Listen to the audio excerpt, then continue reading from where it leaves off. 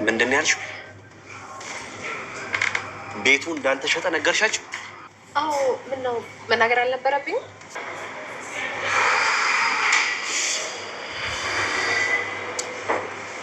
ምንድን ነው የሚሻለኝ? አንቺ ምን አይነት መሀይብ የሆንሽ ሰው ነሽ?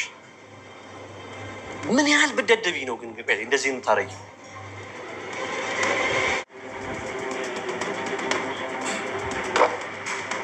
ምን ያክል ማሰብ አይምሮ ቢሳነሽ ነው ቤታቸው ድረስ ሄደሽ የነገርሻቸው? ይቅርታ፣ በጣም ይቅርታ ዝና። ይቅርታ ተበይኝ። ይሄ ስራሽማ ያስገድልሻል።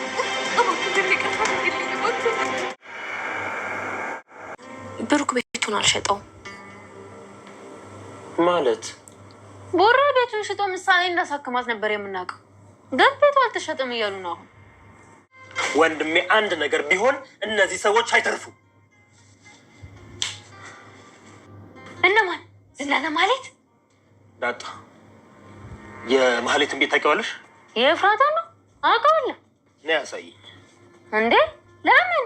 ነይ ተነሽ አሳይኝ ያልኩሽ ነው። እንዴ ኧረ በቃ ተረጋጋ፣ ወስዳለሁ። በቃ እዚህ ቤት ጉድ ሊፈላ ነው። በዘር የተዋረሰ መሀይምነት ስላለብሽ ልንገርሽ፣ ብሩክ ቤቱን አልሸጠውም። ስለዚህ ይግባኝ ጠይቄያለሁ። ምን ተመለጠ? አለቀ እንጂ አታየውም እንዴ? ለነገሩ ተይው እባክሽ። እዚህ ማጅራቴ ጋር ሲደርስ የዛኔ ያውቀማል። ወዴት አባቱ ይሄዳል ከዛ በኋላ? የሆነ ነገር እንደሚነግር ታውቃለህ አይደል? እንዴ መላጣ ደግሞ ምን ይነግረኛል? ላይ ያው ማርጀትህንና ልጅ መውለድ እንዳለብህ ነው። ዳጣ እኮ 12 ልጅ አለው ብላሽ አይደል? ያውም 7 ወንድ 7 ሴት ነው። ጥሩ ተመኝታልኛለች። እንግዲህ ሞገስን እገላለሁኝ የቤት ባለቤት ሆናለሁኝ ብላ እንግዲህ ዱክ ዱክ እያለች ነበረ። የቤት ባለቤት መሆኑ ቀርቶ እንግዲህ ዝና ቤት ሰርቶ ሊሰጣት ማነው ገዝቶ ሊሰጣት ቃል ገብቶላት ነበረ። ግን ቤት መስራቱ ቀርቶበት እንግዲህ ህይወቷን ሊያጠፋው ነው ማለት ነው። መቃብር ነው መሰለኝ ቤት ለሷ ቤት የተመኘላት ማለት ነው። ውድ ቤተሰቦቼ እንግዲህ ማህሌት በዚህ ልክ ስትዘቅጥ ማየት በቃ በጣም የሚያስደስት ነገር ነው። ምክንያቱም ሞገስን የብሩክን ህይወት አበላሽታ ልጁን ገድላ ሞገስን ደግሞ በቃ ህይወቱን ማለት ለመግደል ነበረ እስከ ጥግ ድረስ ስታደርግ የነበረው፣ ግን አልተሳካላትም።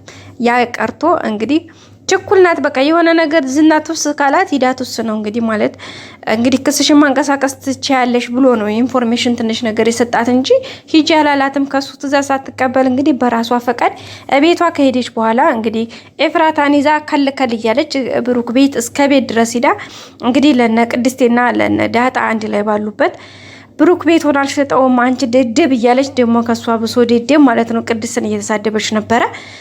ከዛም በኋላ እንግዲህ የማዘዣ እንትን ወረቀቱን ሰታ ነው የተመለሰችው። ከተመለሰች ወዲያው እንግዲህ ዝና ደውሎላት ፈልግሻለሁ ብሎ ካገኘችው በኋላ መልካም ዜና አስመስላ ዛሬ እኮ ሂጂና ብሩክ ቤት ድረስ ሰጠኋቸው አለች። ከዛ ሰላትና ቤቱ እንዳልተሸጠ ነገርኳቸው። ከዛ በኋላ ዲሞ ፈላ ማለት ነው። ዝና እንግዲህ እዛው ጋሉበት ካፌ ውስጥ እንግዲህ ጸጥ አድርጎ ሊገላት ጉሮሮዋን ይዟታል። ያው ይለቃታል፣ ትንፈራፈራለች። ግን አሁን ላይ በራሱ ቁጥጥር ስር ስላደረጋት የትም አትሄድም። ያላት አማራጭ አሁንም ቢሆን ተመልሳ በቃ ይቅርታ አድርግልኝ እንኳን ብትለው ማለት ነው የምን ይቅርታ አንቺ ሞት ነው የሚገባሽ እንጂ የምን አባሽ ይቅርታ እያላት ነው ማለት ነው። አስባችሁታል? እንግዲህ በነገራችን ላይ ዝና በጣም ነው የሚንቃት ማህሌትን። እሷ ደግሞ ጭራሽ በፍቅር ጠባ አደርገዋለሁ እያለች የምትከናውተው ነገርስ አይ ጣላ ያድርሳል ያገሬ ሰው። እና ውድ ቤተሰቦች እንግዲህ ማህሌት በዚህ ልክ ወራርድ ያለች። ሌላው እንግዲህ ብሩክ እስካሁን ያለበት ነገር አልታወቀም። በጣም በሚያሳዝን ሁኔታ እንግዲህ የቤቱን አለመሸጥ ሁኔታ ቅድስትም ሞገስም ወንድሙም እንግዲህ መድብል ሰምተው በጣም ነው ጥያቄ የፈጠረባቸው። እውነት ለመናገር ለኛም ለተመልካች ቢሆን ብሩክ ቤቱ እንደሸጠው ውለታውን እንዴት ተዋዋለ እንጂ በሰዓቱ ያየነው ነገር ምንም አይነት ፍንጭ የለም ነበረ። ሞገስ ማነው ብሩክ ያደረገው ነገር ማለት ነው። ግን አሁን ዝና ያለው ነገር እውነትም ትክክል ነው ማለት ይቻላል ማለት ነው። ለምን አንደኛ ብሩክ በአጋጣሚ ነው ሄዶ ድምጽ የጠፋው። ስለዚህ ወይ ታግቷል ወይ ደግሞ ወንጀሉ ከባድ ስለሆነ መታሰሩን እንኳን አላሳወቁ ማለት ነው። ምክንያቱም እንግዲህ አሁን እንደሰማ ነው ሉላም እንዳወራችሁ ለሞገስ እንግዲህ ምንድነው ዝና የሚሰራው ብሎ ሲጠይቃት እንግዲህ እንደዚህ ህገወጥ በጣም ትልቅ ዓለም አቀፍ ወንጀል የሚያሰሩ እንትኖችን ነው እየሰራ ያለው ማለት ነው። ለዛም ነው እንግዲህ ባለ ሀብት የሆነው። እሱ ግን የሚያስወራው ከአባቱ ያወረሰውን ንብረት እንዲያገኝና ሀብቱ ንብረቱ የአባቱ እንደሆነ በዛ የመጣ ነው የሚለው። ግን እሱ ለካ በወንጀል ነው ይሄን ያክል እንትን የሚሰበስበው ማለት ነው።